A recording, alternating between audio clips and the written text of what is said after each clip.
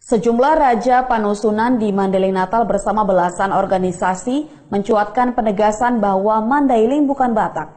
Penegasan ini dituangkan dalam bentuk petisi beserta bubuhan tanda tangan.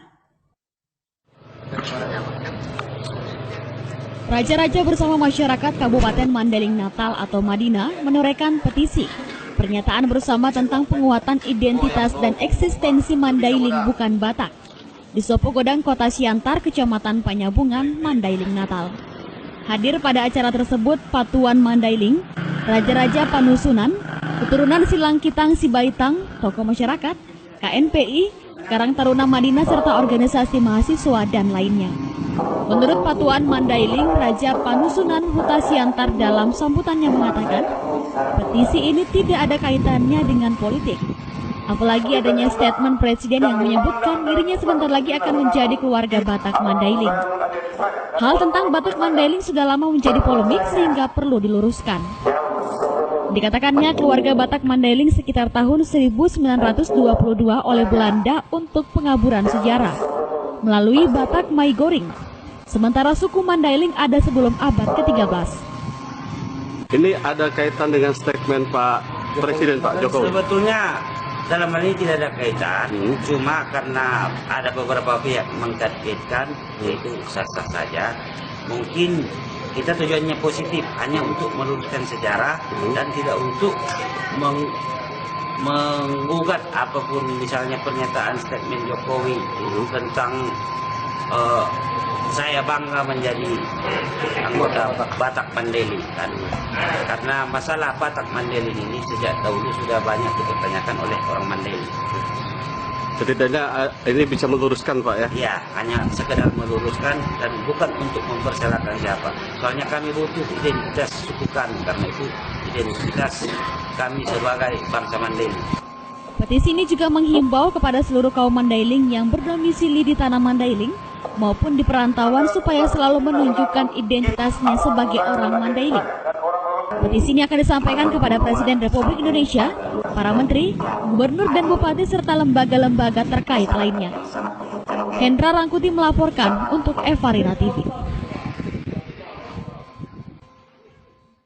Asal-usul Mandailing tidak dari Batak Toba. Mandailing ditinjau dari sejarah asal-usul Mandailing bukan Batak berdasarkan Kitab Tua Empu Prapanca, Negara Kertagama. Patut diingat, catatan ini adalah kitab tertua yang pernah ada di Indonesia dan diakui kebenarannya oleh UNICEF dan dunia ilmiah. Artinya, jika seseorang tidak percaya kebenarannya secara intelektual, ia akan masuk neraka. Dalam kitab tersebut Empu Prapanca, Ompung Prapanca, dalam bahasa Mandailing, mencatat banyak hal tentang Majapahit, termasuk negara yang ditaklukkannya.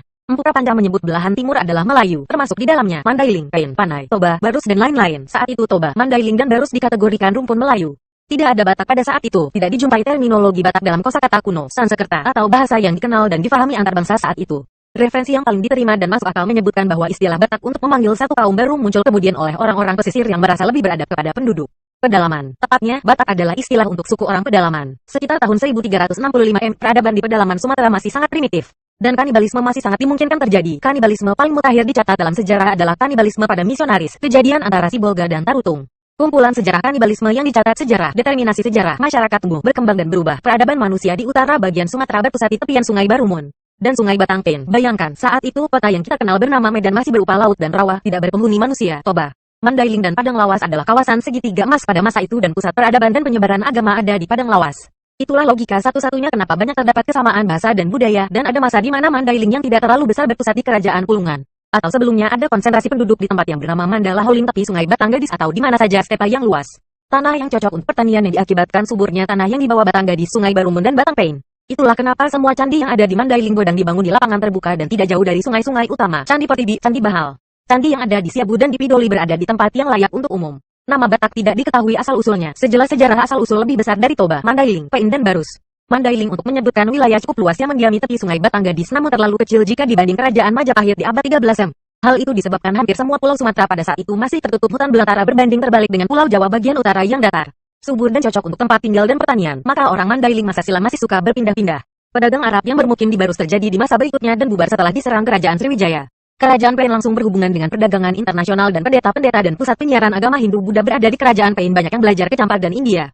Beberapa bahasa yang masih diwariskan atau terakulturasi pengaruh Hindu hingga kini antara lain Mangaraja, Ompong, Opung, Debata, Beberapa bahasa yang masih diwariskan atau terakulturasi pengaruh Hindu hingga kini antara lain Mangaraja, Ompong, Opung, Debata, Aksara, Suratulak, Tumbaga adalah impor berasal dari pengaruh Hindu Buddha.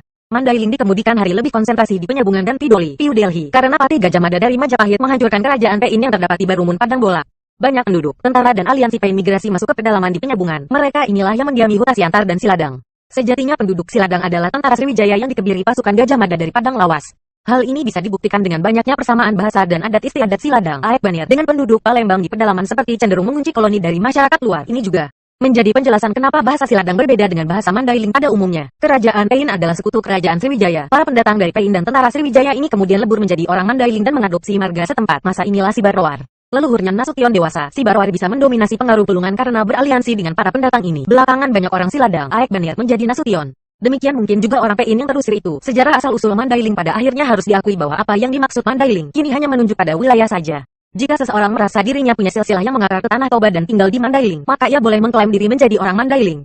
Mandailing tidak hanya diisi oleh orang Mandailing saja, tetapi patut diingat pendeta Hindu yang berkulit hitam itu menetap di Mandailing dan beranak pinak hingga sekarang. Rombongan dari Aceh, Tapakuan, menjadi Rangkuti dan beberapa pedagang Cina menjadi Lubis atau Pulunan, tergantung tempat dan situasi di mana bermukim. Menurut salah satu sumber, marga Lubis aslinya berasal dari Bugis. Ini membuktikan bahwa Mandailing lebih heterogen dan lebih dinamis dari Toba. Jadi jangan heran kenapa Tarombo Toba lebih rapi dari Tarombo Mandailing. Apakah Mandailing itu Batak sekarang tergantung dari mana Anda melihatnya, tetapi yang pasti Mandailing tidak berasal dari Batak adalah fakta yang harus diakui. Menjadi seorang Batak atau Mandailing adalah dua pilihan buat penduduk yang berasal dari tanah Mandailing. Saya memilih Mandailing karena istilah ini lebih tua dan mendarah daging. Mengetahui sejarah asal-usul Mandailing, maka kita harus ke masa lalu. Asal-usul Mandailing dan sejarah Mandailing Natal harus ditulis berdasarkan data empiris. Asal-usul Mandailing hanya dicatat berdasar penuturan cerita rakyat. Contohnya seperti plesetan ini. Cerita rakyat yang dituturkan secara turun-temurun dibutuhkan sebagai pelengkap data empiris tadi. Tapi bingkai penulisan sejarah asal-usul Mandailing tetap harus yang realistis, logis dan sistematis. Sejarah Mandailing harus dibebaskan dari sentuhan subjektif seperti fanatisme keyakinan dan fatalisme silsilah Raja Batak. Jika kita sudah menyimpulkan suatu hal, asal-usul Mandailing dari Batak Toba, maka kita telah berhenti untuk berpikir dan menggali pertanyaan, dari mana asal-usul Mandailing dengan vonis asal-usul Mandailing adalah dari Batak Toba. Kita telah membunuh sejarah asal-usul Mandailing. Siapa yang tahu pasti asal-usul Mandailing dari Batak Toba kecuali nenek moyang Mandailing itu sendiri. Dan sayangnya mereka yang telah pergi tidak menitipkan surat wasiat dan catatan yang bisa dimengerti dan jelas mereka berasal dari mana. Jadi seseorang yang hidup di zaman ini tidak punya hak memvonis asal-usul Mandailing dari Batak Toba atau tidak. Istilah Mandailingnya don't punish if you don't know. Hanya dengan cara ini asal-usul Mandailing bisa disingkap jadi tidak pantas hanya karena seseorang berasal dari Batak Toba dan punya catatan silsilah Tarombo. Menggeneralisir asal Mandailing dari Batak Toba. Sebaliknya, seseorang yang merasa tidak punya pertalian darah mengatakan asal-usul Mandailing adalah dari Vietnam. Jadi mari berpikir logis bahwa asal-usul Mandailing adalah fakta yang terpisah dari kesimpulan siapapun. Seseorang boleh berpendapat, tentunya berdasarkan logika yang jernih. Tentang asal-usul Mandailing, sangat bagus membuat diskursus tesa, antitesa dan sintesa. Ungkapkanlah data dan fakta serta logika.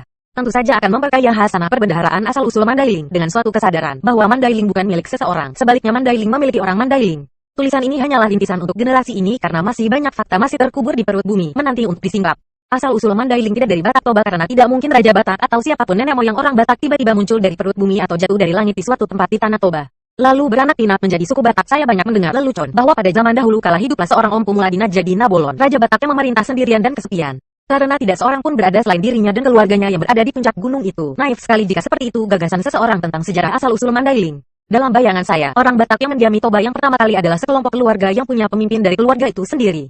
Migrasi massal adalah fakta sejarah yang tercatat dimanapun di Tanah Batak. Migrasi disebabkan perpecahan di satu klan, dan kelompok yang kalah akan pindah dan menempati suatu daerah yang baru. Jika tempat itu milik marga tertentu, mereka yang jadi pendatang kemudian menjadi anak boru, tidak menjadi raja. Mereka harus hormat pada Raja Nidapot, raja yang tempat menumpang. Jika tempat baru itu kosong tanpa otoritas marga apapun, pemimpin mereka itu pun berubah jadi raja. Demikianlah polanya.